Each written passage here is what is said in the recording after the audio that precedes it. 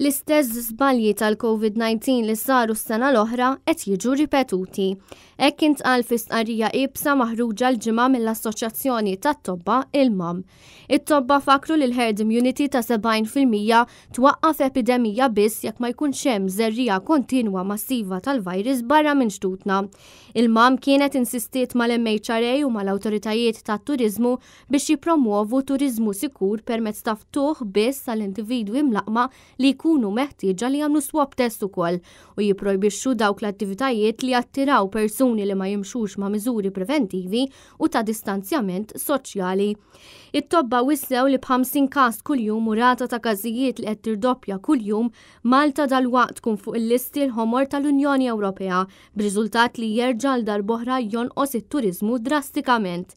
Dan fi kliem il-MAM huwa nġust tal-ħaddiema fil-kura tas-saħħa li għal darb'oħra jridu jagħmlu sagrifiċċji biex jieħdu ħsieb il-pazjenti, iżda wkoll għal dawk li l-għajxin tagħhom jiddependi fuq l-industrija tat-turiżmu. Dan huwa wkoll inġust ma' dawk kollha li jagħmlu sagrifiċċji kbar biex bdejna niġu lura għan-normalità. Il-MAM saħqet li miżuri urġenti li jillimitaw il-festi u l-avvenimenti tal-massa huma meħtieġa biex iwaqfu din il-mewġa l-ġdida kemm jista' jkun malajr u hemm bżonn ukoll issir bidla rapida fl-istrateġija biex nippromuovu biss turiżmu sigur lejn Malta.